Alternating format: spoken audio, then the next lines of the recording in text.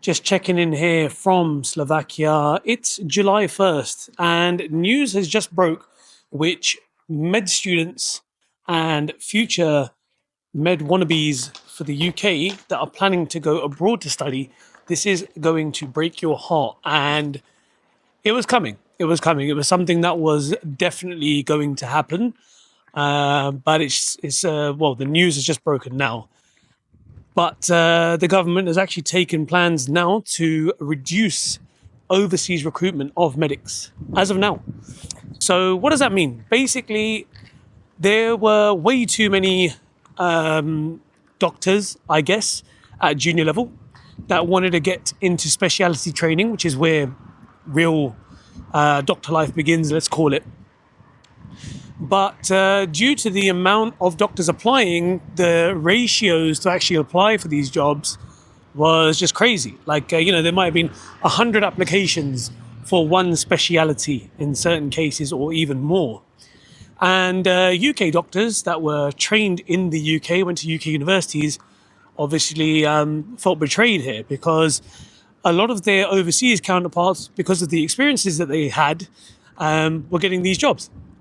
And of course, that is quite unfair to those that are trained in the UK at UK unis. So the government's now taken action on that. Now, what does that mean for UK students who go abroad to study medicine? Well, sadly, it just means that you're in that category. So just because you're from the UK doesn't mean that you are exempt from this. It's where you're trained from which matters. So now the NHS has a guideline where they will only be able to take 1 in 10, right, doctors from overseas that are trained overseas. So before it was kind of the Wild West, free for all. Now, if you are trained overseas, your chances of getting any form of speciality training has just reduced tenfold, right? Which is terrible. Now, I am not trying to sit here and gloat and say, I told you so, this is why I don't like medicine, yada yada. But honestly, this is probably the best time for you to realize dentistry is the choice to make. It's still a medical profession. You're still helping people out. Your work-life balance is 10 times better. The competition is 10 times easier. You're getting paid for what you do, and you feel rewarded at the end of it.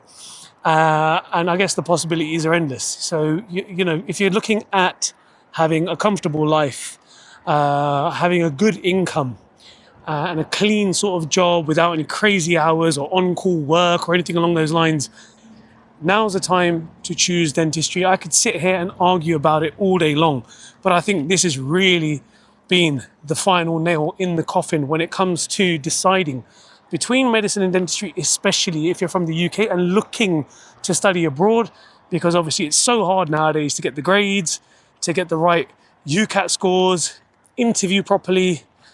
It's probably not worth it long term. So my advice to everybody, please, now's the time to start choosing dentistry for your own sake. I've made videos about this in the past, and I will probably update those videos. But, there are people doing their foundation year in dentistry, making close to 6 figures or even over 6 figures.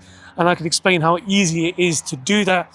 I know it's not all about the money, but especially now with bills soaring and wars taking place left, right and centre, the amount of uncertainty, having some form of financial backing is one of the most important things to kind of give ourselves a more set future. I'm literally just giving you the advice I give myself almost, as not to be a hypocrite. But, if you're floating in between the lines as to what to study, definitely now I feel like you should have enough information to make the right call. Some people will argue that they don't want to go back to the UK, and that's fine as well. But you have to then understand what you are up against in other countries. Do you comfortably speak another language in the country that you're looking to go to? Do you have the right requirements? Are you going to be asked to do more or further studying or pass certain exams? What's the competition like out there? How easy is it to get a job? How easy are you going to fit in culturally speaking as well? There's so many aspects to it that if you're still trying to pursue medicine and not in the UK, it might just change your life entirely. And if you're from the UK, you may never be able to be back in the UK comfortably where you've grown up and practice in a place that you should call home. So these are all just things to consider. And again, my final message, feel free to get in touch. We can debate this all day, or I can just advise you and guide you. But please do consider dentistry, especially if you're looking to go back to the UK and practice there, because I can't see a better degree out there at the moment that rewards its graduates so quickly. So yeah, I hope this video was helpful, and I will try to leave a link to the news publishing an article about the new change in the NHS for foreign trained doctors, and to all of those that are currently on the journey and don't really have a way to switch. I wish you all the best. Always here for support. So get in touch and I'll speak to you soon. Take care. Bye bye.